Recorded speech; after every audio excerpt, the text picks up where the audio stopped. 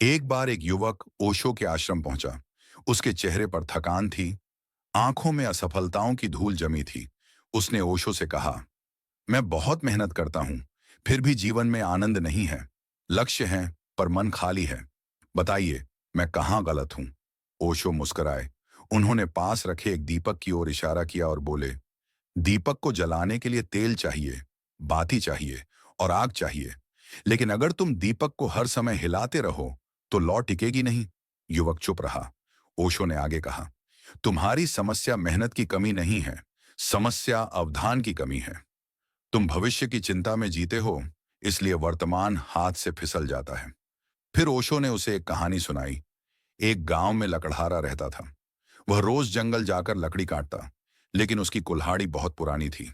दिन भर मेहनत करने के बाद भी वह थोड़ी ही लकड़ी ला पाता।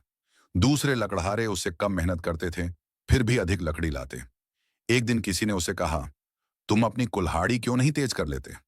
लकड़हारा बोला, समय कहाँ है, मुझे तो लकड़ी काटनी है।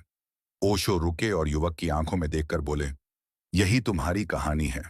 तुम जीवन काट रहे हो, लेकिन खुद को तेज करने के लिए रुकते नहीं। युवक ने पूछा, तो मैं क्या करूं? ओशो ने उत्तर दिया, सबसे पहले यह समझो कि तुम कोई मशीन नहीं हो, तुम चेतना हो। जब तुम थक जाओ, रुकना भी साधना है। जब तुम हंसो, पूरा हंसना। जब काम करो, पूरा काम करना।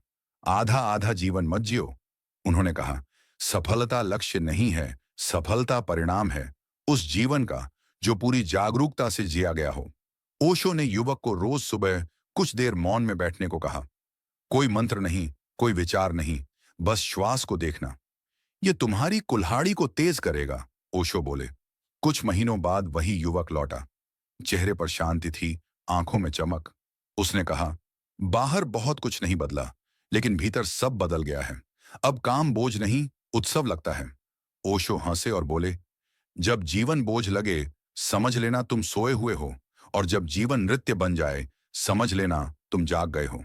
जीवन में मोटिवेशन बाहर से नहीं आता, वह जागृति से जन्म लेता है। खुद को जानो, वर्तमान में जियो, और जीवन अपने आप अर्थपूर्ण हो जाएगा। पूरा वीडियो सुनने के बाद आपको अगर यह वीडियो अच्छा लगे तो मेरे इस चैनल को सब्सक्राइब जरूर करें